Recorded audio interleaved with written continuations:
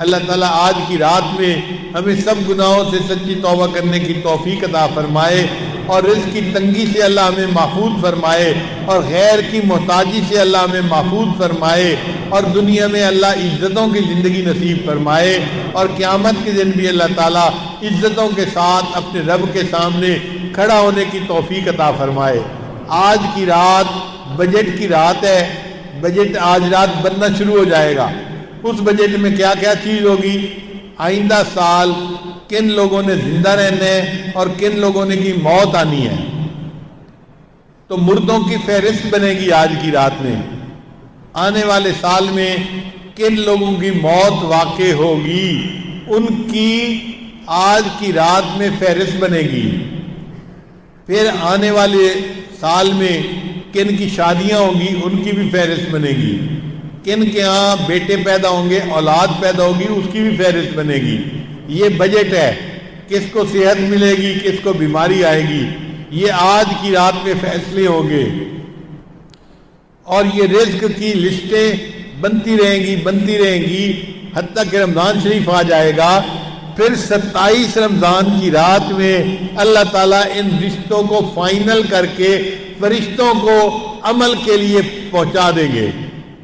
درمیان میں وقفہ اللہ نے اس لیے رکھا کہ میرے بندے اگر اس دوران تو اللہ سے مانگے گا، عبادت کرے گا، دعائیں کرے گا، تو ہم تیرے رزق میں تبدیلی بھی کر دیں گے، ہم تیرے لیے اچھے رشتے کا انتظام کر دیں گے، تجھے ہم بیٹا عطا کریں گے، تجھے ہم عزتیں عطا کریں گے، تجھے ہم صحت عطا کریں گے۔ تو یہ بجٹ آج کی رات سے بننا شروع ہوگا، اور فائنل کب ہوگا؟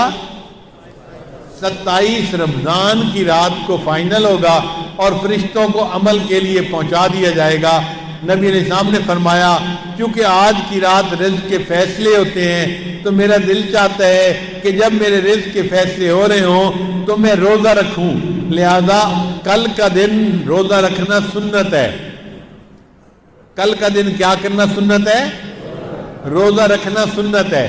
اور آج کی رات میں صلاۃ التسبیح بھی پڑھے، اور اگر وقت ملے تو قبرستان جا کر اپنی موت کو بھی یاد کریں، اور اللہ سے دعائیں مانگیں کہ اللہ تعالیٰ میں رزق کی پریشانی سے محفوظ فرمائے، ہمارے گناہوں کو معاف فرمائے، اور اللہ ہمیں اپنے مقبول بندوں میں شامل فرمائے۔ جو بندہ تہجد کے وقت میں یا فرض نمازوں کے بعد اللہ تعالیٰ سے عاجزی اور زاری کے ساتھ دعا مانگے، اللہ تعالیٰ اس کو رزق کی پریشانیوں سے محفوظ فرما لیتے۔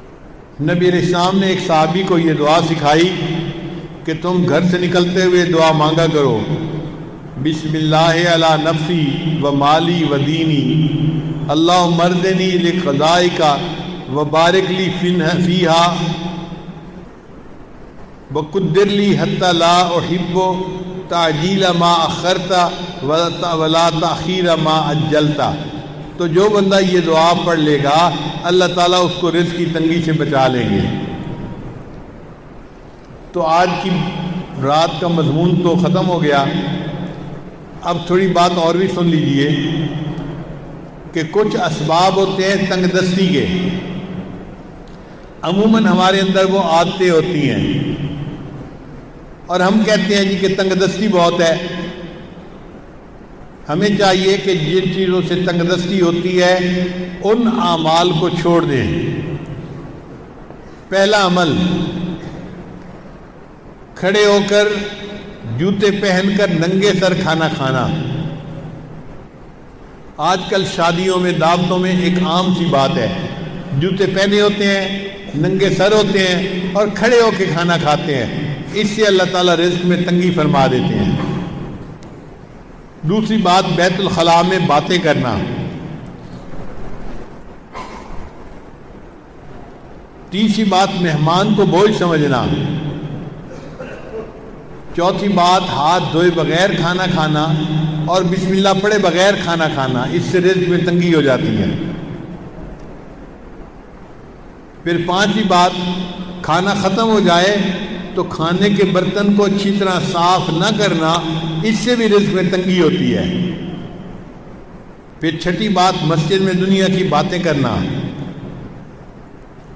پھر ساتویں بات، مانگنے والے فقیر کو جھڑکنا، بھئی آپ کے پاس کچھ نہیں ہے دینے کے لیے تو محبت سے اس کو کہہ دے کہ بھائی آگے چلے جاؤ، جھڑکی نہ دیں۔ کئی لوگ اس فقیر غریب سمجھتے ہوئے اس کو جھڑکنا شروع کر دیتے ہیں، تجھے کہا نہیں، تو نے سنا نہیں، جاتا کیوں نہیں؟ تو فقیر کو جھڑکنے سے خود بندہ رزق کی تنگی میں مبتلا ہو جاتا ہے۔ پھر 7واں عمل، مغرب کے بعد بلا عذر کے سو جانا۔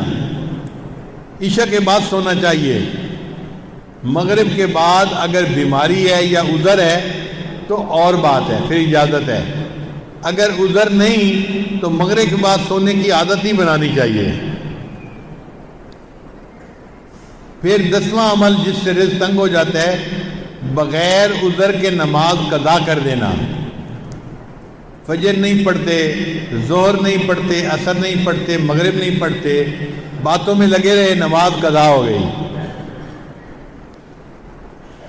پھر 11واں عمل جس سے رزق میں تنگی آتی ہے، جھوٹ بولنا۔ اور آج کل تو جھوٹ بولنے کی ابتدا ماں باپ بچے سے ہی کر دیتے ہیں۔ پھر 12واں عمل جس سے رزق میں تنگی ہوتی ہے، گانے بجانے میں دل لگانا۔ گانے پسند ہوتے ہیں تو آپ دیکھیں گاڑیوں میں ہر وقت ٹوں ٹوں ہوتی رہتی ہے، گانے لگے ہوئے ہوتے ہیں، میوزک لگی ہوتی ہے۔ پھر 13واں عمل جس سے رزق میں تنگی آتی ہے، اولاد کو برا بھلا کہنا۔ کچھ جاہل ماں باپ کو اولاد کو گالیاں دینے میں مزہ آتا ہے، ماں ہے تو گالیاں دیتی ہے، باپ ہے تو گالیاں دیتا ہے۔ اولاد کو گالیاں دینے سے اللہ تعالیٰ بندے کو رزق کی تنگی میں مبتلا کر دیتے ہیں۔ اس لیے غصے میں بھی اولاد کو دعا دینی چاہیے۔ چنانچہ ایک صاحب اپنا واقعہ سنانے لگے کہ میں بہت شرارتی تھا اور گھر والوں کو میں نے تنگ کیا ہوا تھا۔ ایک دن کیا ہوا کہ گھر میں مہمان آئے ہوئے تھے تو میری والدہ نے دال بنائی مہمانوں کے لیے، اور میں نے ایک مٹھی ریت کی بھری اور آ کر ہنڈیا میں ڈال دی۔ اب جب مہمان کھانا کھانے لگے تو دال کے اندر ریت تھی، تو کھانا تو نہیں کھایا جاتا نا، تو مہمانوں کو بھی پریشانی ہوئی اور گھر والوں کو بھی پریشانی ہوئی۔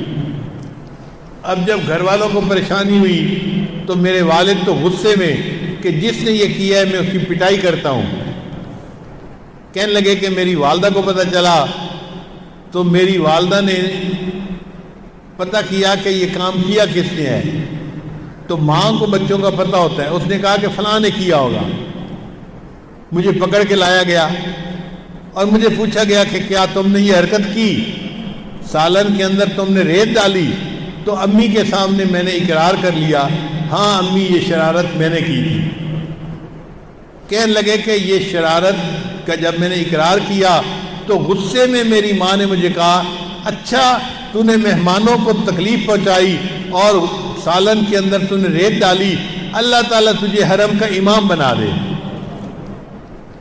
تو وہ کہتے ہیں کہ اللہ نے میری ماں کی دعا کو قبول کر لیا اور آج اللہ نے مجھے دونوں حرم کا امام بنا دیا۔ یہ واقعہ کس کا تھا؟ قاری سدیس کا تھا جو حرم کے امام ہیں۔ انہوں نے اپنی زندگی کا واقعہ سنایا کہ میں نے یہ حرکت کی تھی، میری والدہ نے مجھے بد دعا دینے کی بجائے دعا دی تھی، بیٹا اللہ تجھے حرم کا امام بنا دے، اور آج میری ماں کی دعا قبول ہوئی اور اللہ نے مجھے حرم کا امام بنا دیا۔ پھر 14واں عمل، قرآن پاک کو بے وضو ہاتھ لگانا۔ بعض لوگ قرآن مجید کی بے حرمتی کرتے ہیں، وضو کے ساتھ ہاتھ لگانا چاہیے، وہ بے وضو بھی ہاتھ لگا لیتے ہیں۔ تو بے وضو ہاتھ لگانے سے اللہ تعالیٰ رزق میں تنگی پیدا فرما دیتے ہیں۔ 15واں عمل، غیر محرم کو بے دھڑک دیکھنا۔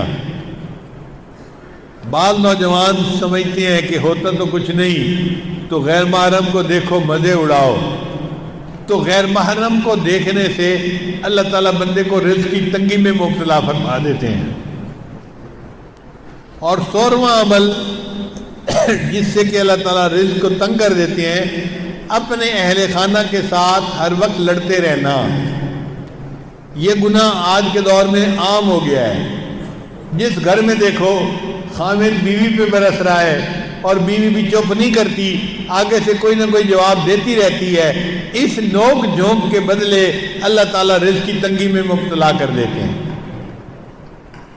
आप देखें, जो लोग रिज़्क़ की तंगी की शिकायत करते हैं वो महसूस करेंगे कि वाकई हमारी ज़िंदगी में ये गुनाह मौजूद है। वीडियो के नीचे सब्सक्राइब के बटन पर क्लिक करें, बेल के आइकॉन पर क्लिक कीजिए ताकि हर नई वीडियो की नोटिफिकेशन आपको मिल जाए।